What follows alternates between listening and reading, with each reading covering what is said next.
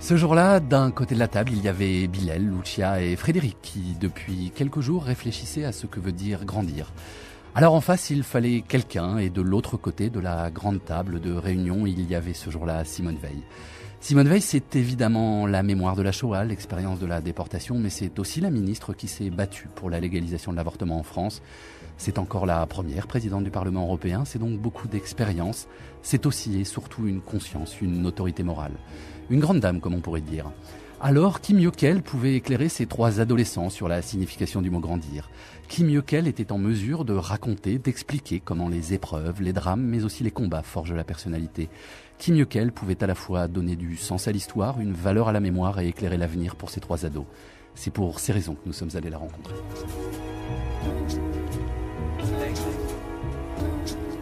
Moi j'ai 15 ans, je voulais savoir comment vous étiez vous à 15 ans. Quand j'avais 15 ans, c'était la guerre. Et dans les familles, quelquefois, on pesait le pain presque le matin. Quand on avait acheté le pain, on pesait. Les femmes les mères faisaient la queue très longtemps pour avoir, je dirais même pas des pommes de terre, mais simplement ce qu'on mangeait à la place. À l'époque, il y avait des rutabagas, il y avait, quand on mangeait des fèves, on mangeait en même temps la cosse. Enfin, c'était la vie matérielle était très compliquée et difficile. Mais en même temps, le soleil arrange beaucoup de choses et cette vie familiale, qui était une vie familiale beaucoup plus protégée, et le fait même qu'il y ait la guerre faisait qu'on se regroupait en plus en famille. Alors, donc encore à 14 ans, j'étais dans ce cocon familial.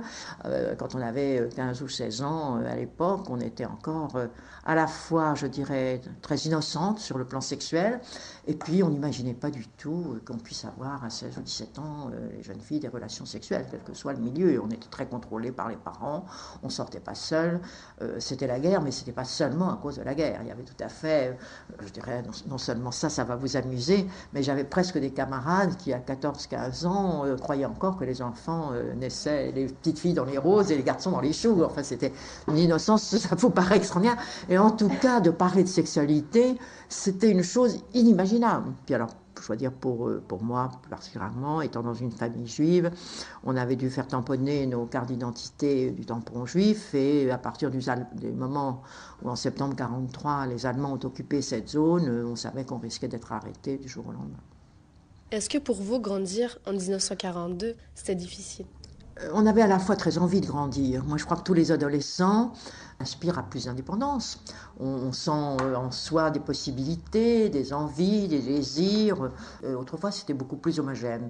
Vraiment, les filles étaient très contrôlées dans la famille. Elles n'auraient pas été dans ce qu'on appelait les surprises parties. C'est comme ça que ça s'appelait, avec des garçons. Si on ne savait pas qui était, et s'il n'y avait pas quelqu'un qui était là, un adulte, ou quelqu'un qui venait les chercher, qui les ramenait. Donc, on était encore beaucoup plus astreint à une discipline qui était une discipline stricte, et avec tout d'un coup l'aperçu que probablement le monde pouvait nous apporter beaucoup de choses. On a lu que les camps de concentration vous ont beaucoup changé. En quoi ils vous ont fait grandir plus vite? Quand j'étais arrêtée, j'habitais Nice, le Bachot avait été avancé parce qu'on craignait qu'il y ait un débarquement dans cette région, donc il avait eu lieu au mois de mars. On allait encore à la plage, on était bruns, j'étais en bonne santé. Ma mère se privait, mes parents avaient très peu d'argent, mon père ne travaillait plus depuis plusieurs années, il était architecte, il n'avait plus le droit de travailler. Et bon, mes parents n'avaient plus rien, mais ma mère se privait de tout ce qu'elle pouvait pour pouvoir tout de même acheter un petit coupon de tissu et me faire une robe parce que j'étais très coquette. Et elle ne s'achetait jamais rien pour elle, pour pouvoir se dire que j'avais tout de même une robe qui me plaisait, qui m'allait bien. Et on tombe donc dans ce monde où tout d'un coup, on est habillé de chiffon, on n'a plus rien à manger, on coupe les cheveux ou on vous les rase, on est tatoué. Surtout, on sent qu'on est menacé de mort en permanence, puisque déjà, quand on est arrivé dans des trains qui étaient des wagons à bestiaux, on était entassés. Et donc, il y a eu pour moi 15 jours entre le moment où j'ai quitté Nice, la vie qui était encore une vie au fond matériellement facile, et on se retrouve dans l'enfer. Avez-vous accepté de grandir si vite ou avez-vous tenté de rester une enfant? Ce qui m'a aidée au camp, je pense que j'avais 16 ans et demi, mais que j'avais deux sœurs et un frère plus âgé, on grandit plus vite. Et donc j'avais une grande maturité relativement. Alors évidemment, quand je rentre du camp, l'enfance est complètement oubliée. Je dirais que non seulement l'enfance, mais Mais l'adolescence, je suis devenue une adulte, et une adulte avec un regard sur le monde et sur les gens, qui est un regard déjà très expérimenté. Longtemps après tout ça, est-ce que vous avez eu l'impression que votre jeunesse a été ratée? Non, parce que ma jeunesse, pour moi, elle est avant le camp. Et que j'en ai le sentiment, en dépit de la guerre, qui tout de même a commencé quand j'avais 12 ans et demi, enfin donc la guerre nous a marqués, mais tout de même d'une enfance très heureuse. Parce que justement, il y avait cette famille très unie, très chaleureuse, ces 4 enfants très rapprochés qui se battaient à l'occasion, mais où nous nous adorions entre nous, on était très, très liés. Et surtout une mère que j'adorais. Ma mère a suffi à illuminer mon enfance. Alors même si matériellement, je n'ai jamais été très, très gâtée, ça comptait pas beaucoup. Ce qui comptait, c'était d'être dans une famille unie, des frères et sœurs qu'on aimait, des amis, beaucoup d'amis. Donc j'ai eu l'impression d'une enfance très heureuse qui s'est arrêtée très brutalement. Et ensuite, alors, c'est une rupture complète. Je suis rentrée, j'étais une femme qui avait tout perdu. Et après les camps, en grandissant, vous avez tenté d'oublier tout ça? On ne cherche pas à oublier, d'abord parce qu'on pense que d'abord on ne peut pas. Mon père, ma mère et mon frère ont disparu en déportation. Que ce qu'on a vu, ce qu'on a vécu vous laisse tout à fait marqué. Et on ne le souhaite pas. On ne le souhaite pas l'oublier parce qu'on trouve qu'il ne faut pas l'oublier. Il faut qu'on se souvienne de ce qui s'est passé, qu'on s'en souvienne d'abord par fidélité, par rapport à ceux qui ont disparu. Et puis aussi, c'est une promesse, quand on dit souvent plus jamais ça pour beaucoup d'occasions, mais pour nous, plus jamais ça, c'était de dire que s'il y en avait qui sortaient, parce qu'on a souvent cru qu'aucun de nous n'en sortirait vivant, que les Allemands, même si la guerre se terminait, nous tueraient tous avant pour que personne ne rentre et puisse raconter ce qui s'était passé, qu'il fallait qu'on en parle, et qu'on en parle pour que des génocides, des barbaries comme celle-là ne puissent pas se reproduire. Comment avez-vous fait pour transmettre votre histoire à vos enfants? Je crois d'abord qu'il y a des enfants qui ont envie d'entendre et d'autres qui ne le supportent pas. Parmi mes enfants, j'ai 3 fils, il y en a un qui ne supportait pas qu'on en parle, qui avait d'ailleurs toujours dit qu'il ne supporterait pas d'aller à Auschwitz. Pourtant, il était médecin et il soignait beaucoup de personnes très malades, mais il m'a dit que ce serait pour moi affectivement insupportable.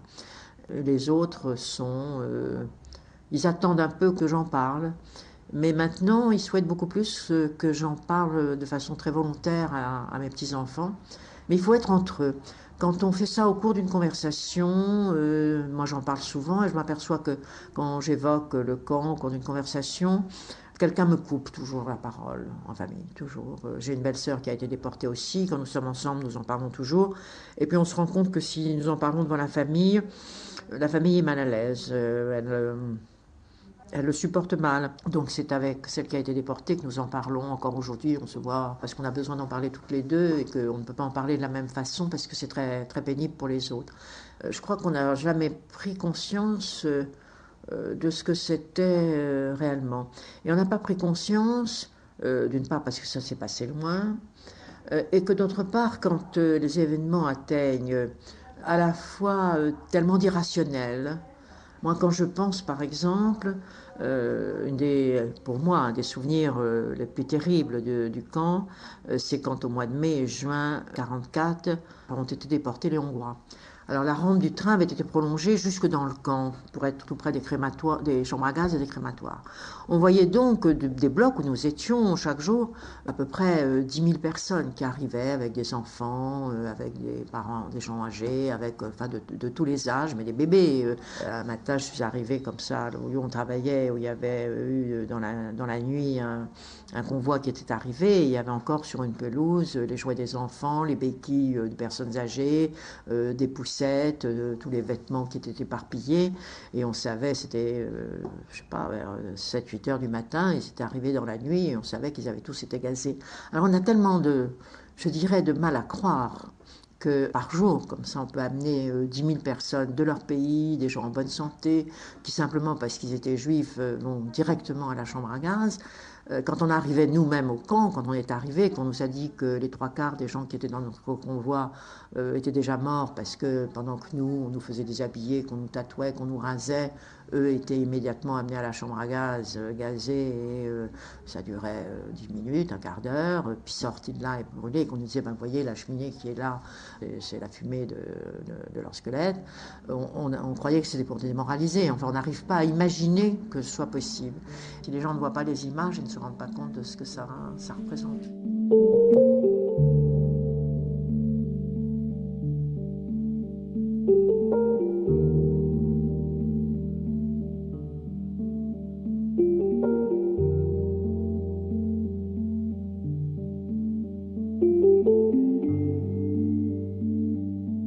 Les difficultés pour obtenir la loi pour l'avortement vous ont-elles aidé à grandir?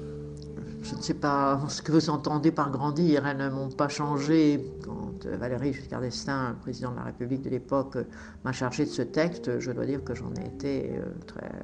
J'avais des idées très précises sur ce que je voulais faire, et notamment qu'il fallait que ce soit la responsabilité de la femme, qu'il n'y ait pas des commissions qui s'appuient sur sa situation, parce que dans beaucoup de pays c'était ça. Alors il fallait inventer ou avoir, où on avait quelquefois des situations dont on ne pouvait pas faire état ou dont on ne voulait pas faire état. Alors on disait qu'on était malade, qu'on avait des troubles psychiatriques ou qu'on avait des difficultés sociales. Alors c'était comme toujours les femmes qui savaient s'exprimer, qui avaient des facilités, qui consultaient un avocat, qui disaient, vous savez, pour être bien vu dans cette commission, il faut dire ça. Et les femmes qui se trouvaient les plus démunies, qui elles n'étaient pas autorisées. Donc je pense que c'était quelque chose de toute façon qui avant tout concernait la femme. Vos occupations politiques ont sûrement dû prendre beaucoup de temps avec vous, vu vos enfants grandir. D'abord, je me suis mariée très jeune, ce qui a eu, puisque compte tenu de la situation, j'avais plus mes parents, qui fait commencer des études dès le mois d'octobre 45. J'ai connu très, très rapidement celui qui est devenu mon mari, et nous sommes mariés étant encore étudiants. Ce qui fait que mes deux premiers enfants, en tout cas, sont nés quand j'étais encore étudiante. Alors c'était plus facile d'organiser presque son activité, d'être à la maison. Après, quand j'ai été au ministère de la Justice comme magistrat, les enfants ont grandi un peu. C'était une époque où ils étaient 3 garçons, 2 très rapprochés. Et je dois dire que de temps en temps, ça se disputait. Et alors, on m'appelait au téléphone et on me disait « Maman, il faut que tu rentres, ça va pas ». Ça me culpabilisait un peu, mais en même temps, c'est vrai que j'ai tenu toujours à travailler parce que j'avais vu une mère tellement souffrir de ne pas avoir d'activité professionnelle, de ne pas avoir d'indépendance au moins économique par rapport à son mari, qu'elle nous avait dit il faut avoir un métier. J'ai toujours continué. Moi, en fait, je vois très rarement ma grand-mère. Je la vois juste pendant les vacances. Je n'ose pas lui demander en fait de me parler de sa jeunesse. Mais elle sera très contente si vous le faites. Mais je voudrais savoir en fait comment il faut faire pour lui demander pour qu'elle m'en parle elle-même, parce que... dire comment, à propos d'un événement, à propos d'une petite chose. Moi, je vois mes petites filles, elles aiment bien faire des courses avec moi, parler de la mode, parler de ce qu'elles vont mettre. On s'habille très différemment, mais me demander mon avis. Alors dire, mais on s'habillait très différemment. Même, je vois, alors là, sur le décalage qu'il y a même entre ma génération et ce qu'était ma grand-mère. Ma grand-mère, quand je l'ai connue, elle me paraissait une très très vieille dame. Et alors surtout, les femmes étaient habillées très foncées. Maintenant, on nous trouverait à nos âges de s'habiller comme on le fait, pas comme les filles qui ont 20 ans. On en a envie, mais tout de même on n'ose pas. Enfin, on s'habille relativement jeune. Et autrefois, ça aurait paru tout à fait extraordinaire. Alors, je crois qu'il y a, vous voyez, de s'informer un petit peu de choses de la vie quotidienne. Comment elle ressentait les choses, son premier enfant. Elle a d'autres petits-enfants ? Oui. Parler des autres. Parler des autres. Je crois qu'elle-même n'ose pas. Elle pense que ça ne l'intéresse pas. En fait, c'est un sujet un peu... j'aime pas trop en parler, mais j'aimerais savoir des choses. Et je voudrais savoir, en fait, parce que là-bas, c'est pas vraiment la guerre, mais il y a eu comme... Il y avait, oui, il y avait Salazar. Enfin, voilà, il y avait oui.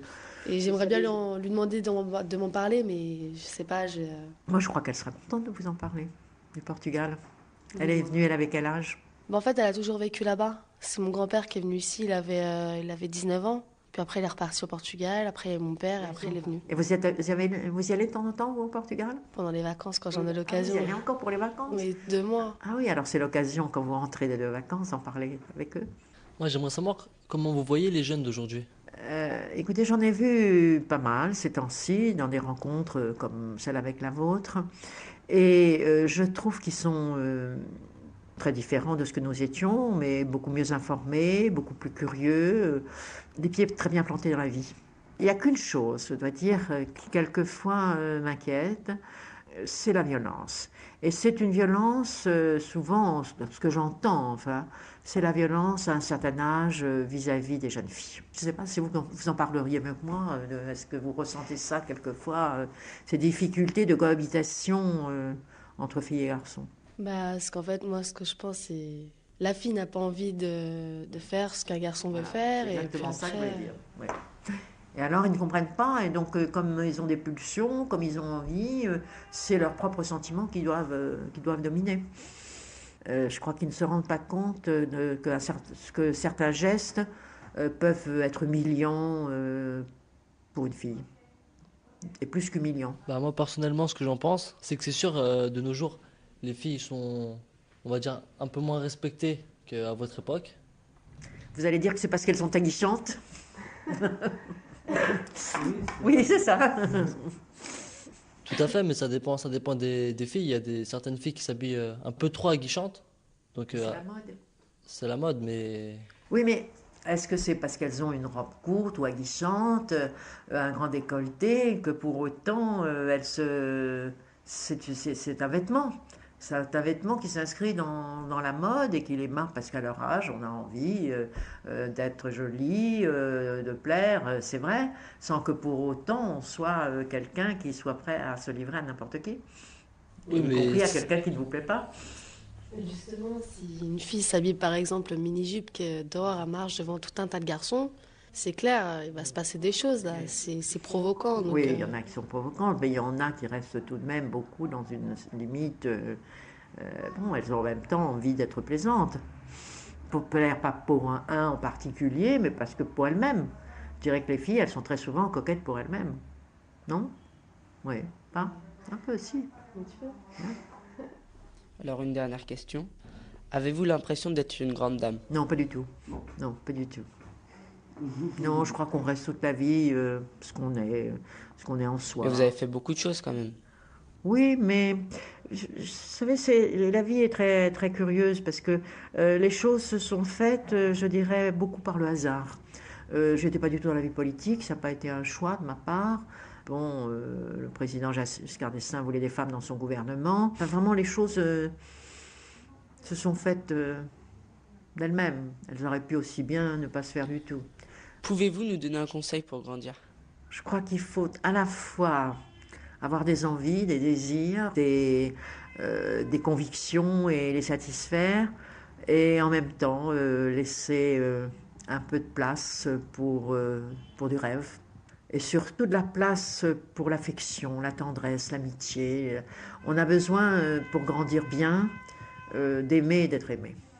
Alors moi, la première chose, je vous dirais, c'est pour bien grandir, c'est d'avoir les meilleures relations possibles avec ses parents. Il faut faire une grande place à la fois à l'affection, à l'amour, et aussi à l'amitié. Et aussi à l'amitié.